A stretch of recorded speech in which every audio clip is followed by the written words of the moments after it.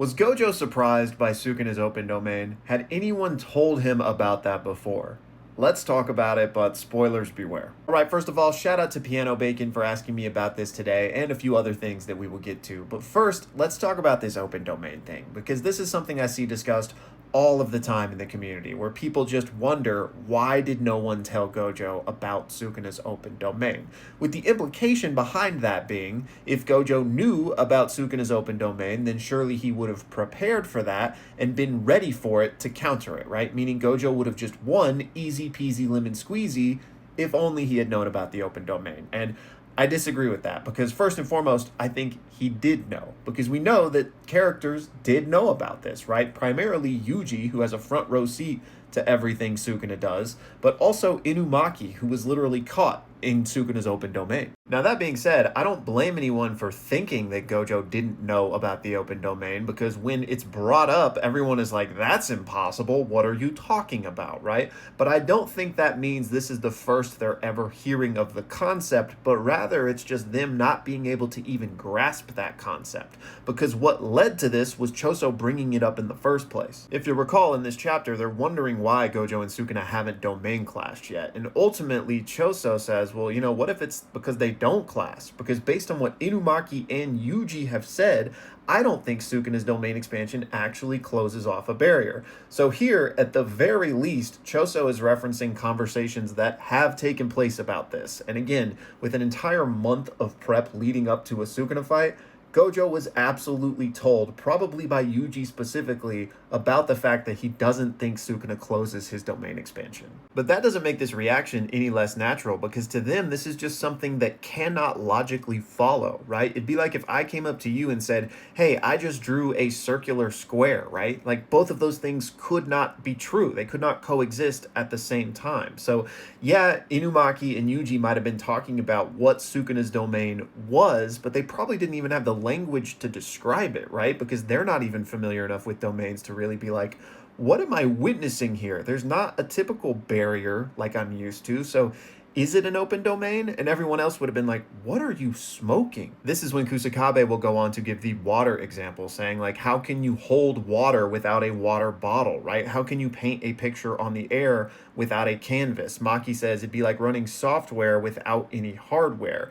And Choso again brings up, well, hey, yeah, I know it sounds crazy, but Kenjaku also did this. So again, this is knowledge that they had, and it would have absolutely been passed on to Gojo. It's just important to remember that this is like a logical fallacy to everyone that hears it, being like, what are you even saying?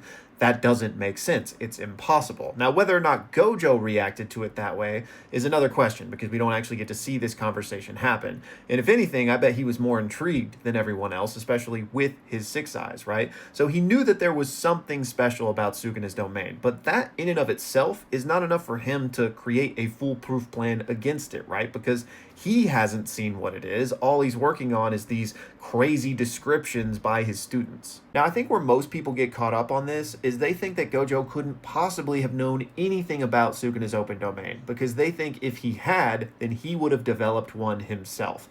Even knowing that something like that was possible, even if it was based on vague, seemingly impossible descriptions from his students, Gojo would have been like, what? You can do something like that? Okay, let me do it. And that's mostly based upon Gege Akutami's quote from the fan book, which is that Gojo can literally do anything he puts his mind to, which, you know, it's just speaking to how talented he is. But I think it's absurd to take that to its absolute limits, because again, if you said, hey, Gojo, make a squared circle, he wouldn't be able to do it just because you introduced that concept to him. They are just telling him, hey, like, Sukuna's domain is crazy. We don't really know how to describe it. We don't really know what's actually going on, but you should know that. He's not just going to be able to snap his fingers and be like, okay, yeah, I can do that nebulous thing now as well. And we just got to remember who we're dealing with in the first place here. It's Mr. Na-I'd Win himself, right? So whether or not Sukuna's domain is open, closed, or whatever's going on with it, he only needs to focus on what he's doing, right? And Gojo hasn't really been pressed ever in his adult life after that time with Toji, right? And also he knows that the way domain clashes work is the more refined domain will overtake and overpower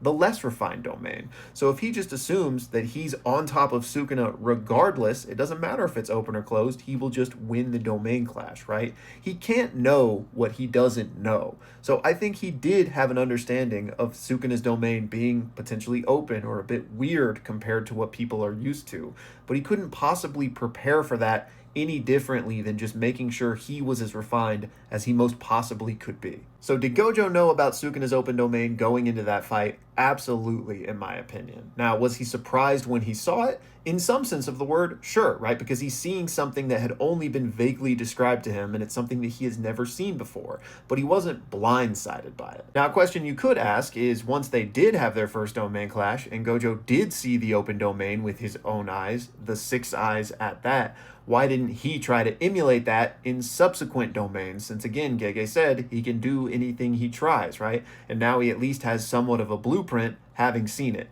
And that is an interesting question. And this is something we've talked about in another video. Like, I think I have a whole video talking about what if Gojo had an open domain.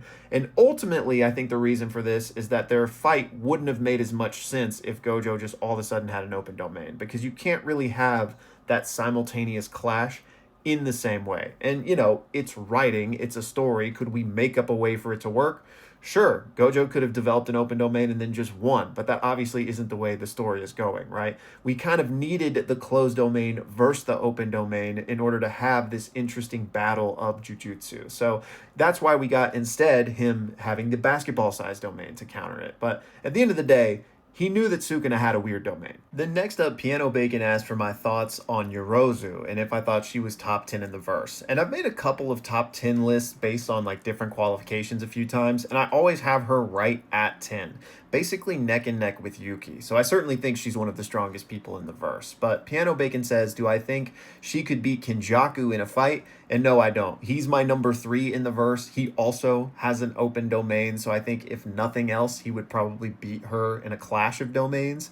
I think Kinjaku is just built different. You know, he just didn't pursue strength in the same way potentially a Yorozu or a Gojo or a Sukuna did. He really pursued knowledge and wanted to take things to that next level. But we saw him do a 2v1, kind of a 3v1 if you want to count Tengen, with Yuki and Choso, right? Now, obviously, there's some extenuating circumstances. Yuki didn't use her domain, but regardless, I think Kinjaku can defeat her. And then finally, Piano Bacon asked me, how strong do I think Mechamaru would be if we gave him permanent access to his mech and an endless supply of stockpiled cursed energy to use? And he would be broken. I've talked about this before, but I think Mechamaru was on the path to become special grade had he survived here, because his curse technique is ridiculous, right? He could have a surveillance state all across the entirety of Japan. Plus, he's able to put years and years of cursed energy into singular attacks, right? Like, those were devastatingly powerful. It's just a shame that he was up against Mahito of all people, right? So, yeah, he would be absolutely broken, top of the verse. Like, he's still not beating Gojo and Sukuna, don't get me wrong, but he would absolutely be up there with the rest of the heavy hitters. Easy. Anyways, that's going to do it for this one, y'all. As always, let me know your thoughts, and thank you for watching.